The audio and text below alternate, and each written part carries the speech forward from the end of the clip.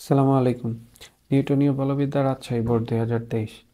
একটি বৃত্তাকার চাকতির তলের সাথে মধ্যবিন্দুগামী লম্ব অক্ষ AB এর সাপেক্ষে চিত্র 1 অনুযায়ী ঘুরছে, অর্থাৎ ভরকেন্দ্রগামী লম্ব অক্ষ। আবার চিত্র 2 অনুযায়ী চাকতিটির সাথে লম্বভাবে স্থাপিত XY অক্ষের সাপেক্ষে ঘুরছে। এই চাকতিটির সাথেই লম্বভাবে স্থাপিত এইটারই একটা সমান্তরাল অক্ষ XY এটা সাপেক্ষে ঘুরছে।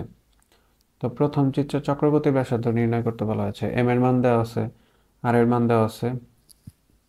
প্রথম ক্ষেত্রে চক্রগতির ব্যাসার্ধ বের করতে হবে। তো জড়তার ভ্রামক থেকে চক্রগতির ব্যাসার্ধের সূত্র আমরা জানি। ক নাম্বার গ I is equal to আমরা জানি m k স্কোয়ার। এখানে কেটাই হচ্ছে চক্রগতির ব্যাসার্ধ।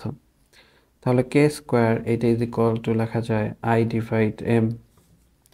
k is equal to root over I divide m। এর মান কত হবে? এর পরিবর্তে আবার আমরা কি লিখতে পারি? যেহেতু ভরকেন্দ্রগামী লম্ব অক্ষের সাপেক্ষে চাকতিটিকে ঘোরানো হচ্ছে, তাহলে তার জড়তার ভ্রামক হচ্ছে হাফ এম আর স্কোয়ার। তাহলে উপরে হচ্ছে হাফ এম আর স্কোয়ার আর নিচে হচ্ছে এম। এই এম কাটা, তাহলে এখানে আমরা লিখতে পারছি হাফ ইন্টু আর স্কোয়ার বা 1/√2 ইন্টু আর। এটাকে যদি ক্যালকুলেশন করে 1/√2 ইন্টু আর, আর এর মান দেওয়া হচ্ছে 0.5। তাহলে 1/√2 ইন্টু 0.5, তাহলে উপরে হচ্ছে 0.5 ভাগ হচ্ছে √2, 0.3535 জড়তার চক্রগতির ব্যাসার্ধ যেহেতু, তাহলে এর একক হচ্ছে মিটার। তো আশা করি গ নাম্বারটা সবাই বুঝতে পেরেছেন। ঘ নাম্বার বলা আছে কোন অক্ষের সাপেক্ষে ঘোরানো সহজ হবে, অর্থাৎ প্রথম ক্ষেত্রে নাকি দ্বিতীয় ক্ষেত্রে, এই দুইটার ক্ষেত্রে কোন অক্ষ বরাবর ঘোরানো সহজ হবে। যদি চক্রগতির মান দুইটার মধ্যে যেটার বেশি আসে, সেটার ক্ষেত্রে ঘূর্ণন এর ক্ষেত্রে পরিশ্রম বেশি হবে, অর্থাৎ ঘোরানো অধিকত সহজ হবে কোনটার? তাহলে যেটার জড়তার ভ্রামক যেটার বেশি হবে সেটাকে ঘোরানো তত বেশি কঠিন হবে। জড়তার ভ্রামক কম হলে ঘোরানো তত সহজ। তার মানে এই দুইটার মধ্যে আমাদের দেখতে হবে কোনটার জড়তার ভ্রামকের মান কম। যেটার জড়তার ভ্রামকের মান কম আসবে সেটাই ঘোরানো সহজ হবে। তাহলে প্রথম ক্ষেত্রে জড়তার ভ্রামক, প্রথম ক্ষেত্রে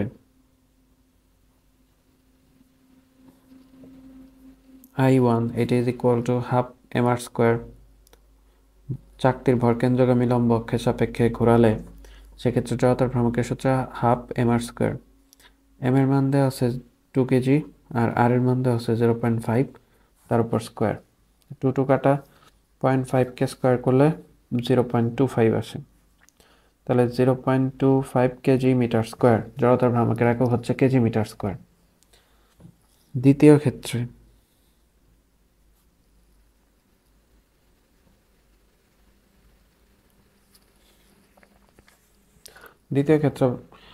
এই ক্ষেত্রে দেখা যাচ্ছে যে এটা তো ভরকেন্দ্রগামী অক্ষ দেওয়াই আছে, তার সাপেক্ষে এই পাশে আবার হচ্ছে এক্সও একটা অক্ষ দেওয়া আছে। তার মানে এই দুইটা কি সমান্তরাল অক্ষ? তো সমান্তরাল অক্ষের ক্ষেত্রে জড়তার ভ্রামকের সূত্র আমরা কি জানি? সমান্তরাল উপপাদ্য হতে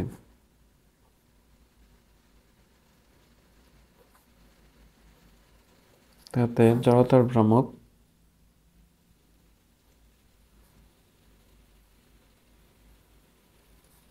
I is equal to IG plus M H square, অর্থাৎ ভরকেন্দ্রগামী যে লম্ব অক্ষ থাকবে তার সাপেক্ষে জড়তার ভ্রামক প্লাস এম এইচ স্কোয়ার। এই ভরকেন্দ্রগামী অক্ষ থেকে এই এক্স ওয়াই অক্ষের মধ্যবর্তী লম্ব দূরত্ব হচ্ছে এইচ। তো এখানে এইচ তার উপর স্কোয়ার। তাহলে আইজি এর মান কিন্তু অলরেডি আমরা পেয়েছি, এটাই ছিল কিন্তু আইজি।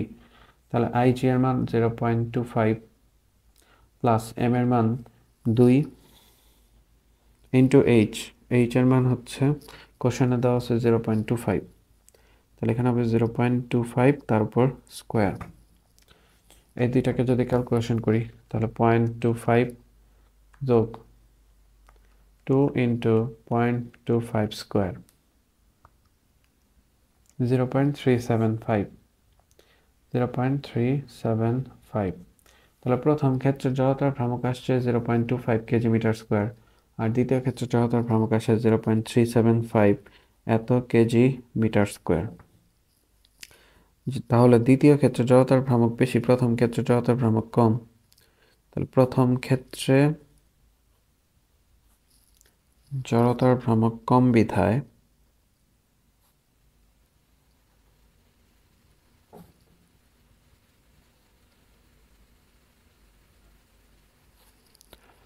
প্রথম ক্ষেত্রে ঘূর্ণন সহজ হবে। ঘূর্ণন সহজ। তো আশা করি ম্যাথটা সবাই বুঝতে পেরেছেন। যদি কোনো সমস্যা থাকে অবশ্যই কমেন্ট করে জানাবেন। আল্লাহ হাফেজ।